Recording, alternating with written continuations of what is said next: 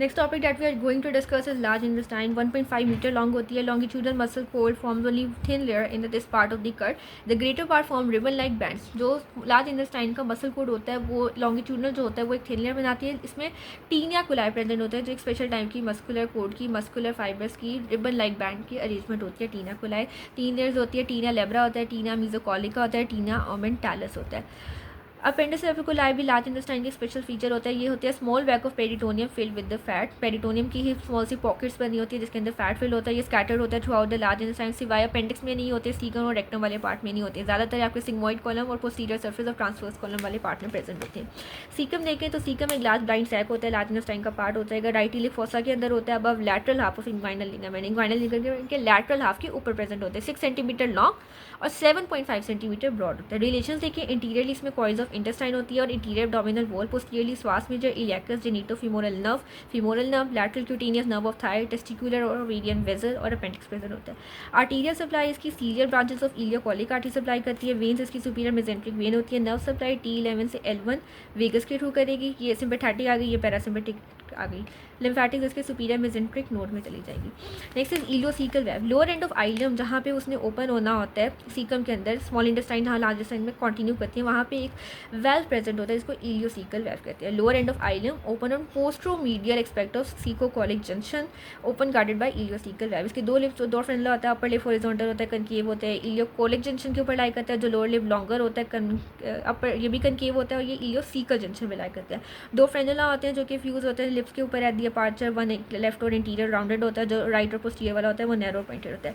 Mechanism क्या होता है, तो वेल्व का हमें मैकेनिज्म पता है. सेम यही होता है कि वेल्व नॉर्मली कंस्ट्रिक्ट करके रहेगा तो फूड आपका आगे पास नहीं होगा. जब वो रिलैक्स करेगा तो फूड आगे पास कर जाएगा.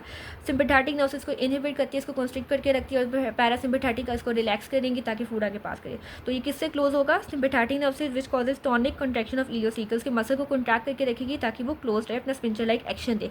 और मैकेनिकली क्लोज बाय डिस्टेंशन, या तो सिम्पैथेटिक नर्व से क्लोज हो जाएगा या मैकेनिकली कैसे, डिस्टेंशन ऑफ सीकम. जब आपका सीकम बहुत ज़्यादा ओवरलोड हो जाएगा ना फूड से, तो वो इस इलियोसीकल वेल्व को क्लोज कर देगा ताकि मजीद फूड आपका अंदर ना आए आइलम से. फंक्शन इसके क्या होते हैं, इसने प्रिवेंट करना होता है रिफ्लेक्स फ्रॉम सीकम टू आइलम. जब सीकम बहुत ज़्यादा ओवरलोड हो गया तो सीकम से कंटेंट्स को वापस जाने से प्रिवेंट करेगी. Regulate passage of ileal contents into caecum, prevent them from passing too quickly. जो आइलम के कंटेंट्स आ रहे हैं सीकम, इसको रेगुलेट करके रखेगा, उनको बहुत जल्दी या बहुत स्लोली पास करने से प्रिवेंट करेगा. सीकम के बाद नेक्स्ट पार्ट आपका लार्ज इंटेस्टाइन का होता है असेंडिंग कॉलम. 12.5 सेंटीमीटर लॉन्ग होता है. सीकम से लेके inferior surface of right lobe of liver तक इसने ऊपर की तरफ जाना होता है. फिर राइट कॉलिक फीचर बनाएगा और ये लेफ्ट की तरफ बेंड कर जाएगा. कवर होता है peritoneum on 3 side. Relations interiorly इसके कोइल्स ऑफ स्मॉल इंटेस्टाइन होती है. ग्रेटर मोमेंटम प्रेजेंट होता है. इंटीरियर एब्डोमिनल वॉल होता है. पोस्टीरियरली इलियाकस मसल होता है. क्वाड्रेटस लंबोरम मसल होता है. ट्रांसवर्सस एब्डोमिनस होता है. Lateral cutaneous nerve of Thai होती है. इलियो इंग्वाइनल नर्व, इलियो हाइपोगैस्ट्रिक नर्व और राइट किडनी होता है. सप्लाई देखें तो इसको इलियोकोलिक और राइट कोलिक आर्टरी सप्लाई करती है. सुपीरियर मेजेंट्रिक वेन ड्रेन करेंगी. सुपीरियर मेजेंट्रिक नोड्स इसको ड्रेन करेंगे, लिम्फेटिक ड्रेनेज इसकी. और सुपीरियर मेजेंट्रिक प्लेक्सस इसको नर्व सप्लाई देगी. असेंडिंग कॉलन ने आगे जाके ट्रांसवर्स कॉलन में कंटिन्यू कर देना है. 50 सेंटीमीटर लॉन्ग होता है और ये राइट कोलिक फीचर से लेके, इसको हेपेटिक फीचर भी कहते हैं, लेफ्ट कोलिक फीचर तक जाएगा जिसको सप्लिनिक फीचर भी कहते हैं. और इसको ट्रांसवर्स मीजोकोलन जो एक पेरिटोनियम का फोल्ड है वो सस्पेंड करके रखता है. इंटीरियरली इसके ग्रेटर मोमेंटम और इंटीरियर एब्डोमिनल वॉल होती है. और posteriorly second part of duodenum होता है, हेड ऑफ पेंक्रियास होता है और कॉइल्स ऑफ स्मॉल इंटेस्टाइन. इसकी सप्लाईज देखें तो इसको मिडल और लेफ्ट कोलिक आर्टरी सप्लाई करती है. Superior inferior mesenteric vein drain करती है. सुपीरियर इंफीरियर मेजेंट्रिक नोड्स इसको ड्रेन करते हैं और superior inferior mesenteric nerve plexuses supply करते हैं. डबल सप्लाई की रीज़न ये है कि ट्रांसवर्स कॉलम का जो राइट 2/3 पार्ट होता है वो आपका मिड गट से डेवलप करता है और जो लेफ्ट 1/3 पार्ट होता है वो इसका हाइंड गट से डेवलप करता है. इसीलिए हम इन दोनों का रिलेशन भी देख लेते हैं. ट्रांसवर्स कॉलम का जो राइट 2/3 होती है उसकी पोजीशन होती है वो डिसेंड करेगा, नीचे की तरफ जाएगा टिल अम्लाई को. जब लेफ्ट 1/3 है उसने ऊपर की तरफ असेंड करना है टू लेफ्ट हाइपोकॉन्ड्रियम. इसकी artery supply middle colic branch of superior mesenteric artery और इसकी सप्लाई करेगी ascending branch of left colic artery. Nerve supply इसको वेगस की ब्रांचेस करेगी, इसको पेल्विक सप्लानिक की ब्रांचेस सप्लाई करेगी. ये डेवलप करेगा मिडगट से, डेवलप करेगा हाइंडगट से. ट्रांसवर्स कॉलम से आगे डिसेंडिंग कॉलम शुरू हो जाता है. 25 सेंटीमीटर लॉन्ग होता है. लेफ्ट कोलिक फीचर से सिग्मोइड कॉलम तक जाएगा. रन करेगा वर्टिकली सीधा नीचे जाएगा अप टू आइलिक क्रेस्ट और फिर इंक्लाइन करेगा मीडियली ऑन द इलियाकस एंड श्वास में. इलियाकस और श्वास में जो मसल वाल प्रेजेंट होता है उसके ऊपर इंक्लाइन करेगा और पेल्विक ब्रेम तक जाके सिग्मोइड कॉलम के अंदर कंटिन्यू कर देगा. इंटीरियरली इसमें कॉइल्स ऑफ स्मॉल इंटेस्टाइन होता है और posteriorly transversus abdominis muscle, quadratus lumborum muscle, iliacus, psoas major muscle, iliohypogastric nerve, ilioinguinal nerve, lateral cutaneous nerve, femoral, genitofemoral nerve, gonadal और external iliac वेसिस वगैरह present होती है. Supply इसकी देखिए उसको लेफ्ट कोलिक सिग्मोइडल ब्रांच की artery supply करेगी, इन्फीरियर मेसेंट्रिक वेन ट्रेन करेगी, इसी नाम के नोर्स, इन्फीरियर मेसेंट्रिक नोर्स और पेल्विक सप्लानिक नर्व सप्लाई इसको करेंगे। सिग्मोइड कॉलन होता है 37.5 सेंटीमीटर लॉन्ग होता है, पेल्विक रिब से लेके एस्ट्री वर्टेब्रे के लेवल पे जाएगी, जहाँ पे जाके ये रेक्टम में कंटिन्यू करेगी। पेल्विक कॉलन भी कहते हैं इसको। सस्पेंड होता है सिग्मोइड मीजोकॉर्न इसको सस्पेंड करता है और ये कॉइल्स ऑफ स्मॉल इंटेस्टाइन से कवर होता है। अगेन ये सारे पार्ट्स इतने इंपॉर्टेंट नहीं है आपके ऐसे कोई पॉइंट ऑफ व्यू से, अगर एसीक्यू में आ भी सकता है तो ये डिफरेंस आ सकता है। उसके बाद ये हिपैटिक फ्रैक्चर और सप्लीनिक फ्रैक्चर का डिफरेंस। हिपैटिक फ्रैक्चर इसको राइट कॉलिक फ्रैक्चर भी कहते हैं और सप्लीनिक इसको लेफ्ट कॉलिक फ्रैक्चर भी कहते हैं। ये प्लेस होता है interiorly on the right side, ये प्लेस होता है posteriorly on the left side. Right angle बनाती है, ये क्यूट एंगल होता है, ये लाई करता है राइट किडनी पे, this is on the spleen. इसको सप्लाई करती है लेफ्ट कोलिक आर्टरी, इसको राइट कोलिक करती है, इसको लेफ्ट कोलिक आर्टरी सप्लाई करती है। इस पर कोई लिगामेंट नहीं अटैच होता, इससे फिर आने को कॉलिक लिगामेंट अटैच होता है, ये L2 के लेवल पे होता है, ये T12 के लेवल पे होता है। अब कॉलन के फंक्शन क्या होता है? कॉलन ने सबसे पहले फेसेस की लुब्रिकेशन करनी होती है, म्यूकस के थ्रू अब्जॉर्प्शन करनी होती है वाटर, सॉल्ट और दूसरे फ्लूइड के लिए। बैक्टीरिया फ्लोरा जो कॉलन के होते हैं वो विटामिन बी सिंथेसाइज करते हैं। Mucoid secretion of colon IgA antibody में रिच होता है जो प्रोटेक्ट करता है बैक्टीरियल इन्वेजन या माइक्रो ऑर्गेनिज्म की इन्वेजन से आपके लार्ज इंटेस्टाइन को। और माइक्रोविलाई जो इसके कोलमनर सेल्स के ऊपर माइक्रोविलाई प्रेजेंट होता है वो सेंसिटिव फंक्शन भी देते हैं, डिटेक्शन वगैरह देते हैं। ब्लड सप्लाई इसको मार्जिनल आर्टरी ब्रेमोड सप्लाई करती है जो कि खुद एक लार्ज आर्टरी होती है, डिफरेंट कोलिक ब्रांच और सुपीरियर इंफीरियर मेसेंट्रिक आर्टरी से मिलकर बनी होती है। आगे वेजल्स में इसकी डिटेल देखेंगे। लिम्फैटिक्स इसके एपिकोलिक, पैराकोलिक, इंटरमीडिएट और टर्मिनल नोड्स आ जाएगी। नर्व सप्लाई इसकी देखें तो मिडगट वाले पार्ट को, अब ये ओवरऑल लार्ज इंटेस्टाइन की नर्व सप्लाई है। मिडगट वाले पार्ट को T11 से L1 वर्टेब्रे सप्लाई करेगी तो सीलिक सुपीरियर मेसेंट्रिक गैंग्लिया और बाकी पैरासिम्पैथेटिक इसकी वेगस से थ्रू आएगी। हाइंडगट वाले पार्ट को L1 L2 करेगी थ्रू लंबर सिम्पैथेटिक चेन और जो पैरासिम्पैथिक पार्ट को पेल्विक सप्लानिक नर्व करेगी नर्वाइन इंग्रेंटीज सुपीरियर हाइपोगैस्ट्रिक और इंफीरियर मेसेंट्रिक प्लेक्सस के थ्रू।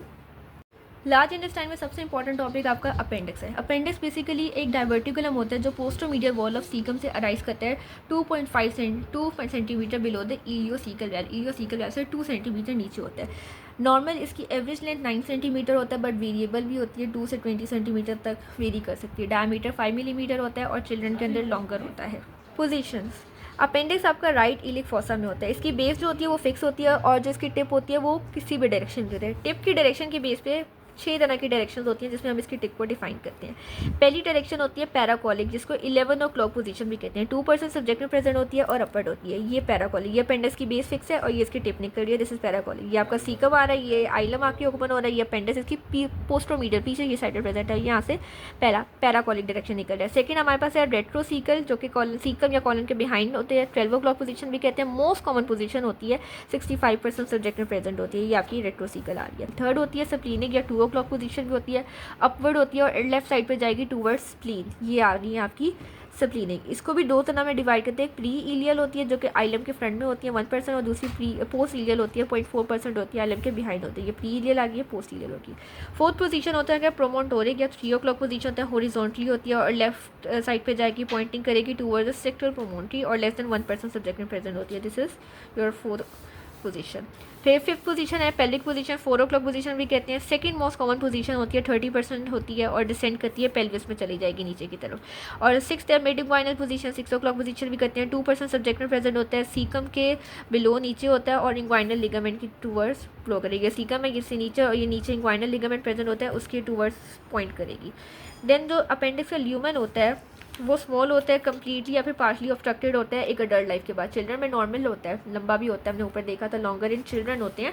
अडल्ट के बाद इसका जो ल्यूमेन है वो छोटा हो जाएगा और कंप्लीट या पार्शली ऑब्स्ट्रक्ट हो जाएगा।